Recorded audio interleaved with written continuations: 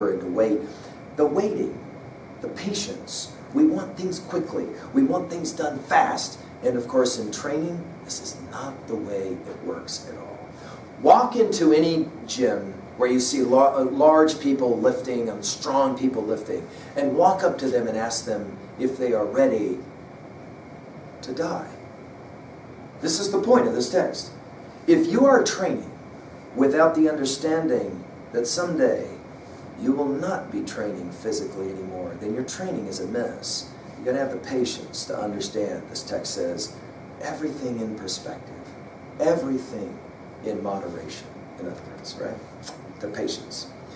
Again, notice how many times in this book the word learn gets used. This is a text about learning. It's a text about growing. It's a text about evolving, which is why I argue it's a text that you should read, whether you're interested in Christian theology or not.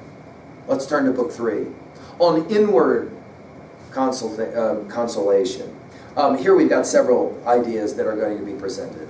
This, by the way, put a note to yourself. This is the longest of the 4 books. And it is written, beautifully written, as a dialogue between Jesus and the disciple. Right?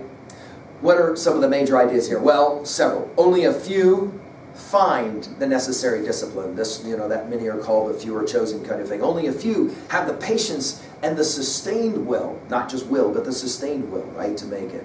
The key in this book to spiritual progress, 2 things. I mean, this is always like the question, okay, how can I know that I'm still going to be training? I mean, I start this training regimen, whatever that is. I start this learning regimen, whatever that is. How can I know that I'll be a lifelong learner? How can I know that I will train forever? And the answer here is given as, well, really there's kind of 3 things.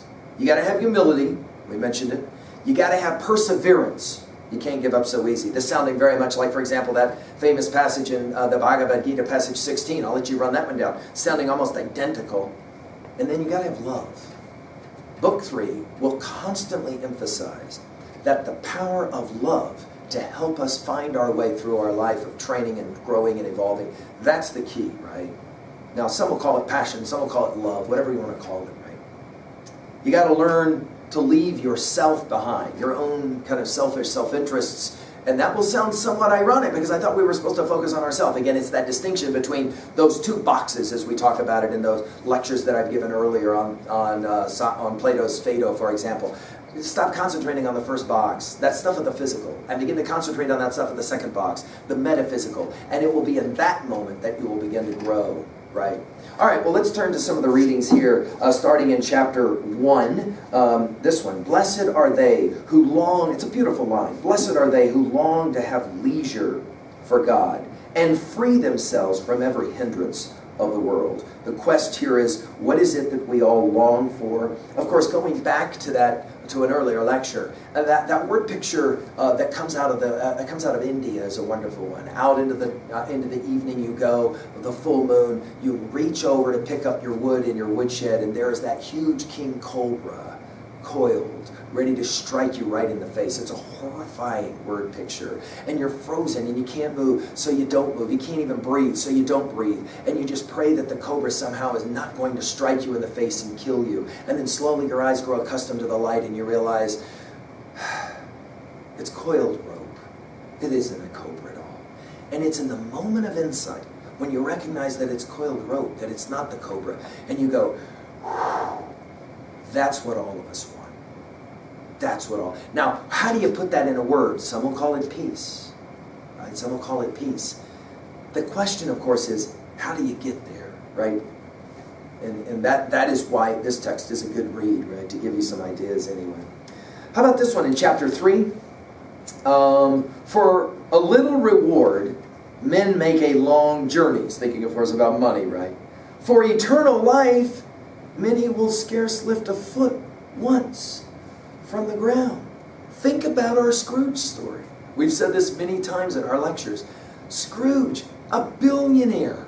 That's all he cares about is his money. Until, of course, he's shown his past. Then he's just mad. Then he's shown his present. Now he's a little more mad. But boy, oh boy, it's that third ghost that shows up and says absolutely nothing and just does what? Points at his tombstone. And now for the first time in his life, Scrooge comes to realize what he has always known.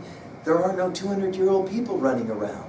Why is it such an insight? And yet the moment he sees that tombstone, He's ready. He's ready at the moment of his death. As we have said in other lectures, at the moment of our death, we all say the same words, oh my God. The only question is the inflection of the voice. For so many of us, it's, oh my God, what have I done with my life? If I could only have one more moment. And this text suggests here, hey, why don't you go ahead and expect the end now? To see the end of one's life now is wisdom, as Socrates taught it, isn't it? Okay, let's jump to chapter number 5 really quickly. I like a line out of chapter 5 that runs like this. He who loveth flieth, runneth, and is glad. He is free and not hindered. He giveth all things for all things, and hath all things in all things, because he resteth in one who is high above all, from whom every good flowereth and proceedeth. He looketh not for gifts, but turneth himself to the giver above all good things. Love oftentimes knoweth no measure, but breaketh out above all measure. Love feeleth no burden, reckoneth not labor, striveth after more than it is able to do, pleadeth not impossibility, because it judgeth all things which are lawful for it to be possible. It is strong, therefore, for all things, and it fulfilleth many things, and is successful where he who loveth not faileth and lieth down. Oh, I mean, one passage among tens of thousands of lines in this is so amazing, but wow, what an amazing line. The power of love. If we could only tap that, we could change the world easily, beginning, of course, with our own world, the world of ourselves, right? Let's go to the next one, chapter 12. And again, these are lines I'm choosing. You obviously can find your favorite. Long accustomed habit. How about this one for trading? Long accustomed habit will oppose, but it shall be overcome by better habit. Wow, there's a great one, right? The notion that habit is unlearned, hard to do, but it can be done, right? Chapter 19, how about this one? Let's go there. Thou oughtest therefore to call to mind the more grievous sufferings of others, that thou mightest bear thy lesser ones more easily. And if they seem not to thee little, see that it is not thy impatience which is the cause of this. I knew an individual who was diagnosed with cancer, and the first thing that she did was to go find someone in the hospital ward who was struggling with a worse form of cancer. She said, once I started working with somebody who had a far worse form of cancer, my cancer seemed not that big of a deal. There's always a way to compare our pain and our suffering to someone else's and to say, you know what? I can help, I can minister, I can help someone, I can take care of somebody else who has it far worse than me. And in that moment, the comparisons will help us to see the right perspective and therefore gain the right attitude, right? Let's go to chapter 23 really quickly. And how about this one from chapter 23? Strive, my son, to do another's will rather than thine own. Choose always to have less rather than more. Simplicity, simplicity, simplicity, Thoreau says in Walden. And of course, to be able to live this and not just to talk about it, right? How about this one from chapter 28? He says it this way: it's no small prudence to keep silence in an evil time, and to turn inwardly unto me, and not to be troubled by human judgment. There's a compelling idea. Chapter 30 will say it this way: all is not lost when something goeth contrary to thy wishes. Thou oughtest not to judge according to present feeling, nor so to take or give way to any grief which befalleth thee, as if all hope of escape were taken away. I think this is a compelling idea. We do have a tendency so quickly to give up. Remember those lines that we study from Dante's classic Inferno, the first part of the Divine Comedy? Remember those lines when Dante the Pilgrim is dead tired, he's done, he's seen enough, he's done enough, he's ready to completely give up, and he sits down, and of course it's the great poet Virgil that will say it: up on your feet, this is no time to tire. The man who lies asleep will never wake in fame, and his desire drift past him like a stream. The idea is, at the moment when you're fatigued, what do you have to get you up, to keep you going? Maybe Imitations of Christ will be a reading that can help you in that regards.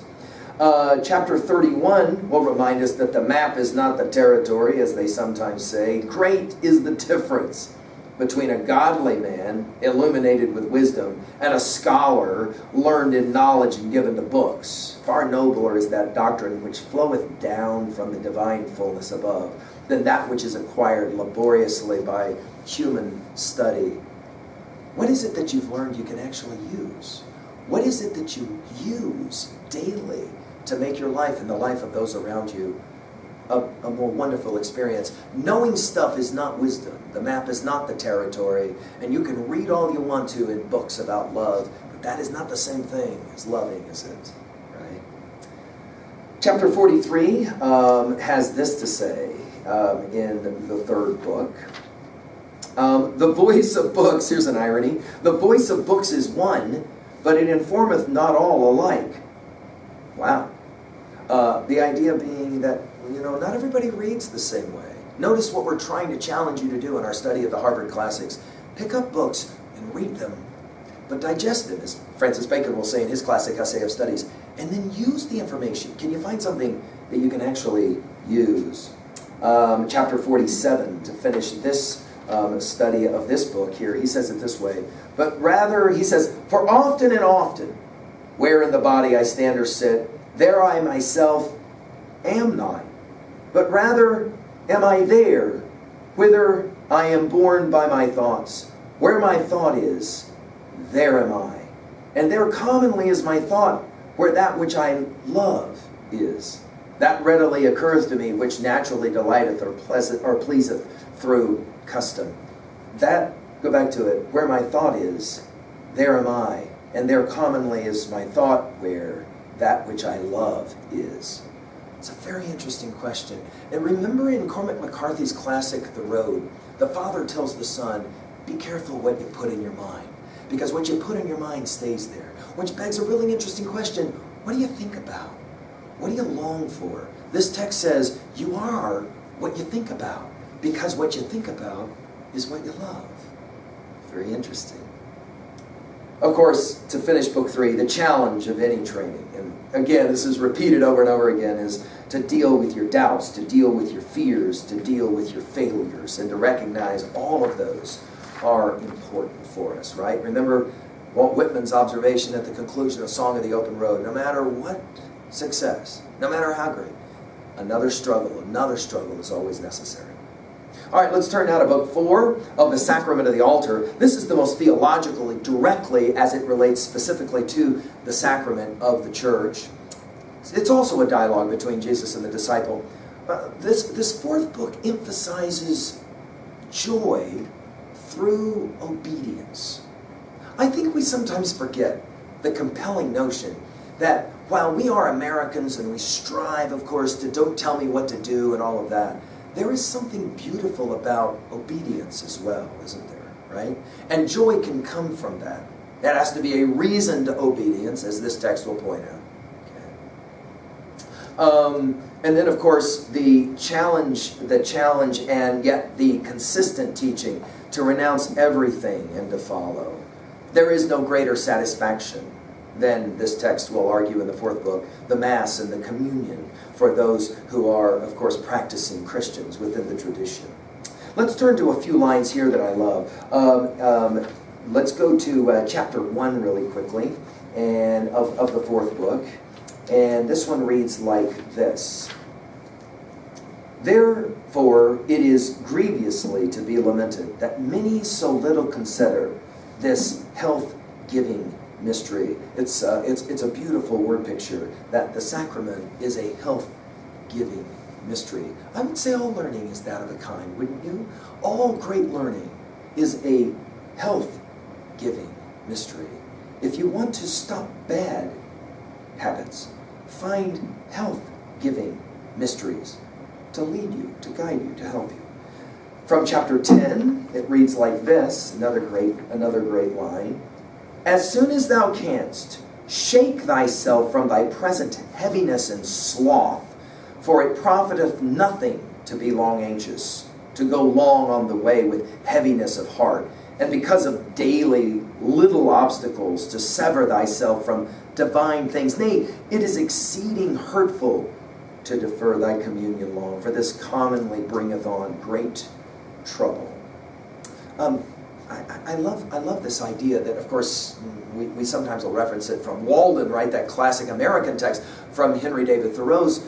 We must learn to reawaken and keep ourselves awake, not by mechanical aids, but by an infinite expectation of the dawn that does not forsake us in our soundest sleep. I know of no more encouraging fact than the unquestionable ability of a man to elevate his life by a conscious endeavor. I think that's the challenge of a text like Imitations of Christ. What is your conscious endeavor? It may not be a directly religious text or idea, but let's point out that the word religion just simply means to repeat. If I do something religiously, I do it over and over again. All of us are religious to the degree that all of us do things over and over again. The question is, what is it that you do over and over again? And do you do it with love? Do you do it with joy? Do you do it with a sense of peace? And to that degree, can you wake yourself up? This idea of waking yourself up, of course, this is a profound idea, not just in Christian theology and Buddhist theology and in Hindu theology as well. This idea that we have to awaken, reawaken, as Thoreau will say it, right? Not by mechanical aids, but by an infinite expectation of the dawn. That is to say, what do you hope for? Let's go to chapter 15. Here's another great line that I'll share with you in closing of this lecture. He sometimes giveth at the end what at the beginning of prayer he hath deferred to give. Listen to this line. God oftentimes giveth in one short moment what he hath long time denied. He sometimes giveth at the end what at the beginning of prayer he hath deferred to give. I mean, talk to any athlete who's trained and gone through long, hard training, and finally when you get it, when you get the acquired skill set, when you get the victory that you're so much driving towards, you can ask the question, why did it take so long? Why did I get this at the end, and why didn't I get this at the beginning? And of course, the journey is of course the goal, right? Not the destination, as we sometimes say, right? Chapter 16, we'll say it this way. Oh, that thou wouldst altogether by thy presence kindle, consume, and transform me into thyself, that I may be one spirit with thee by the grace of inward union and the melting of earnest love. Wow. What a beautiful line. And of course, this notion of the transformation, that really in the end, all learning stands behind the goal. Behind the goal of learning is this goal of transformation, to be something more than what you were. And when those adults in your life were challenging you, and they were giving you that hug and whispering in your ear, they weren't telling you be bitter. They were saying be better, be more. Challenge yourself to be more.